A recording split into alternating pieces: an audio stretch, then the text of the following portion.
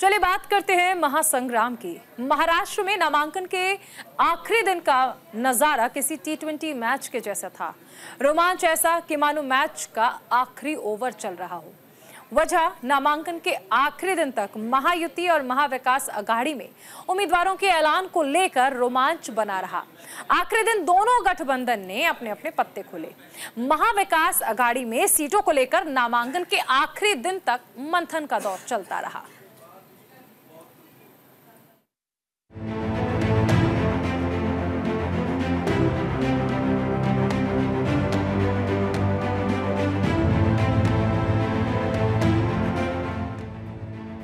महाराष्ट्र में नामांकन के आखिरी दिन का रोमांच किसी T20 मैच के जैसा था।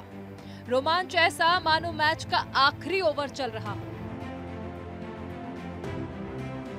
वजह नामांकन के आखिरी दिन तक महायुति और महाविकास अघाड़ी में उम्मीदवारों के ऐलान को लेकर रोमांच बना रहा।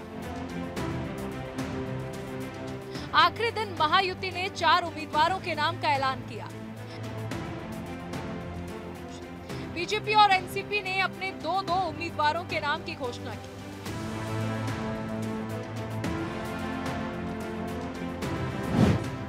इसके बाद अब महाराष्ट्र में बीजेपी 148 सीटों पर चुनाव लड़ रही है।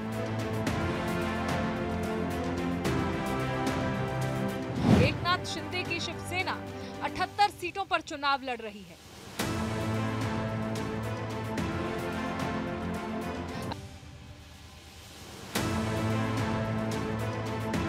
की समस्याओं दूर करने के लिए वो हमारी प्रायोरिटी हमेशा रह चुकी है और यही प्रायोरिटी को हम आगे भी लेना चाहते हैं। ये कोई पर्सनल लड़ाई नहीं है, ये व्यक्तिगत संघर्ष नहीं है, ये राजनीतिक संघर्ष अवश्य मैं इसको बुला सकता हूँ। और हमारा उद्देश्य एक ही है कि वर्ली के मतदाताओं को हमें न्याय पहुँचाना है, मुंबई को हमें आगे ले जाना है, महाराष्ट्र को हमें आगे ले जाना है। अनफॉर्चुनेटली जिस प्रकार से एक फेक नैरेटिव पिछले 2 या 3 वर्षों में चला गया है गवर्नमेंट के खिलाफ, उस नैरेटिव को हमें बस्ट करना है, डीबंक करना है। दूसरी ओर नामांकन के अंतिम दिन महाराष्ट्र कांग्रेस अध्यक्ष और साकोली से कांग्रेस उम्मीदवार नाना पटोले ने महाविकास अघाड़ी की सरकार बनने का दावा किया।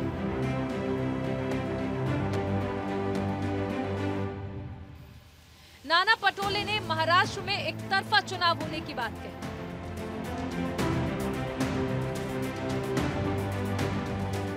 देखो, आज नॉमिनेशन दाखिल करने में खुद ही लोग अब बड़े पैमाने में आ रहे हैं और हमारे यहाँ का चुनाव जो होता है हमारे मतदार संघ में, लोग उसको एक उत्सव की तरह मनाते हैं।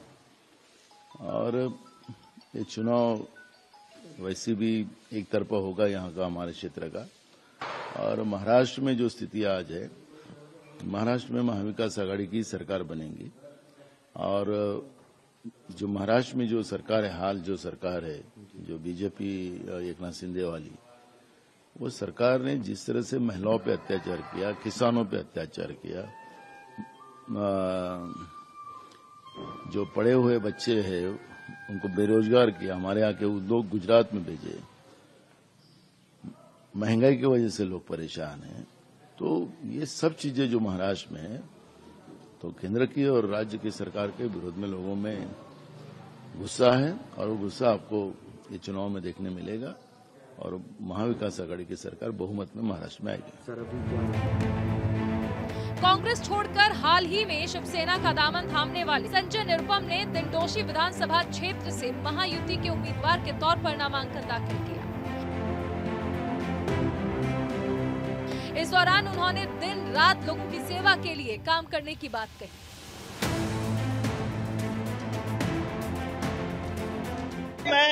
मैं दिंडोशी विधानसभा क्षेत्र से शिवसेना, भारतीय जनता पार्टी और राष्ट्रवादी कांग्रेस और आरपीआई 8 गुट, ये तीनों चारों पार्टियों के महायुति के उम्मीदवार के तौर पर नामांकन भरने जा रहा हूं।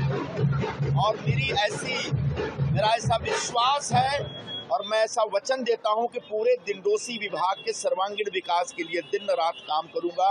हम तमाम हमारे मतदार भाइयों और बहनों से निवेदन करूंगा कि मुझ पर विश्वास करिए मैं लोगों की सेवा करने में विश्वास करता हूं, गोर गरीब जो कमजोर लोग हैं उनके साथ चलने में विश्वास करता हूं, उनके साथ दिन रात परिश्रम करने में विश्वास करता हूं। तो पूरे दिंडोसी में जो पिछले 10 वर्षों में कुछ नहीं हुआ, वो सब कुछ आने वाले 5 वर्षों में करने का संकल्प लेके आज साईं बाबा जी का आशीर्वाद लेकर के नामांकन भरने जा रहा हूँ। धन्यवाद।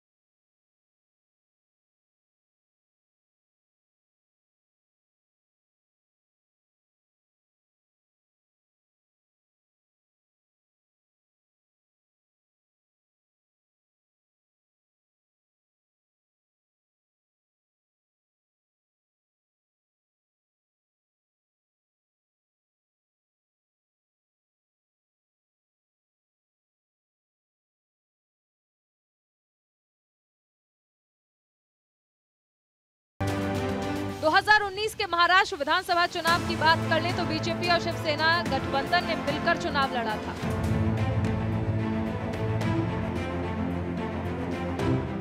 बीजेपी ने 105 सीटों पर जीत दर्ज की थी, 56 सीटों पर शिवसेना ने उद्धव ठाकरे के नेतृत्व में परचम लहराया था। कांग्रेस ने 44 सीटें जीती थी, शरद पवार के नेतृत्व में। आज के इस खास बुलेटिन में इतना ही। मुझे और मेरी टीम को दीजिए इजाजत। नमस्कार।